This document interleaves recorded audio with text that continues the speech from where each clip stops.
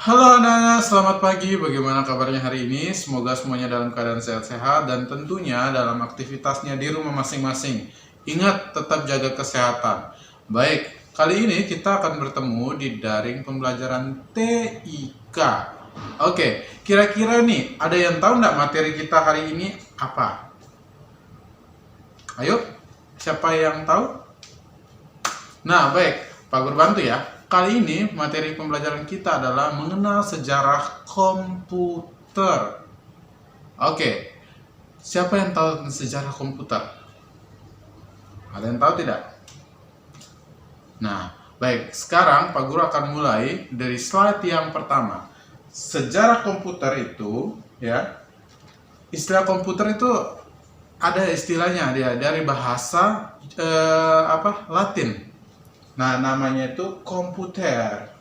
Komputer, kan Pak Guru mungkin dalam bahasa Latinnya mungkin Pak Guru kurang fasih. Mungkin kalau sudah fasih yang bisa bahasa Latin mungkin bisa mengkoreksi Pak Guru ya. Nah, itu dari bahasa Latin. Awalnya itu dari bahasa Latin, komputer.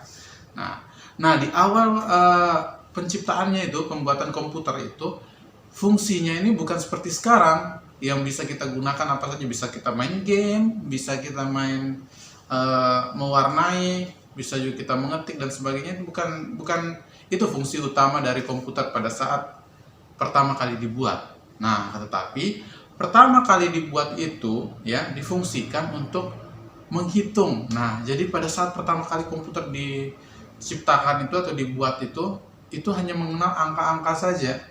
Nah, tidak seperti saat ini. Nah, barulah setiap waktu mungkin dikembangkan, akhirnya menjadi sampai yang kita gunakan sekarang. Oke? Nah, sekarang kita akan coba mengenal sejarah yang pertama, yaitu tentang generasi pertama. Nah, ini Pak Guru sambilan baca di slide-nya Pak Guru. Awal mula diciptakan komputer itu pada saat terjadinya Perang Dunia Kedua. Wah, lama sekali ya. Nah, jadi pada saat Perang Dunia Kedua itu, awal mula diciptakan komputer itu namanya komputer generasi pertama.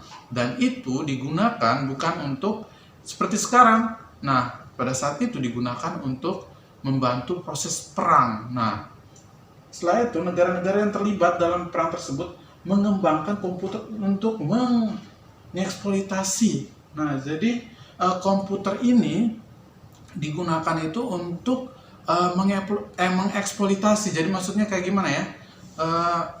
Menggali informasi-informasi yang ada di negara-negara lain. Nah, jadi digunakan untuk proses perang seperti itu.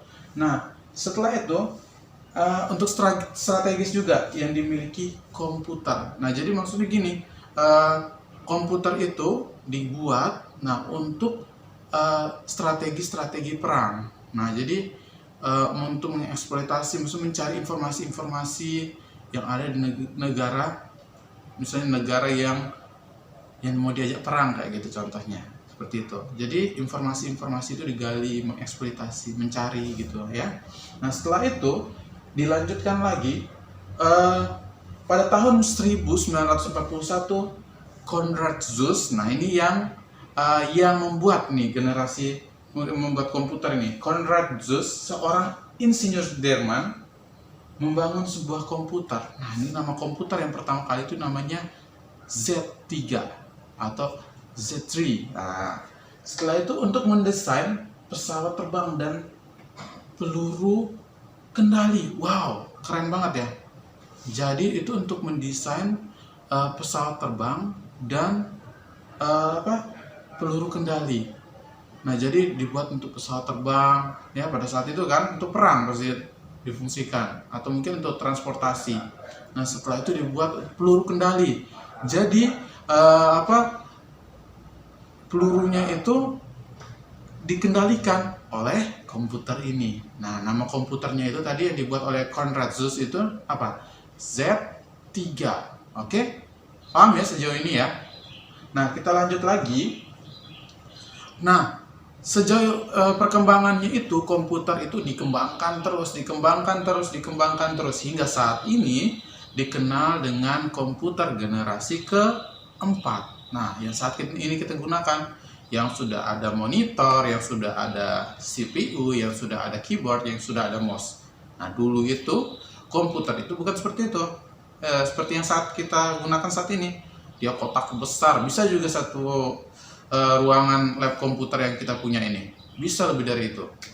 Malah bisa lebih kayak, besar banget deh pokoknya. Pak Guru sudah pernah lihat gambarnya. Nanti Pak Guru tunjukkan ya. Seperti ini komputer generasi yang pertama. Modelnya seperti ini. Jadi kalian silahkan lihat. Nah, seperti ini kurang lebih dibandingkan sama yang sekarang. Nah, kalian bisa lihat kan perbedaan antara kedua ini, yang generasi di awal-awal pertama yang dibuat hingga saat ini sampai generasi keempat. Wow banget kan perubahannya kan?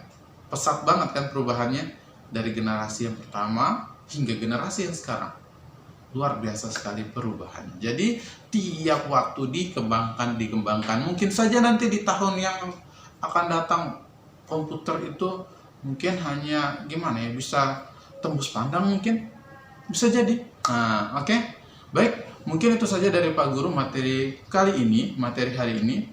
Harapannya Pak Guru kalian bisa lebih belajar lagi, lebih semangat lagi dalam belajar, dan materi-materi yang Pak Guru jelaskan ini kalian paham tentunya. Oke? Sekian dari Pak Guru, selamat pagi, bye-bye.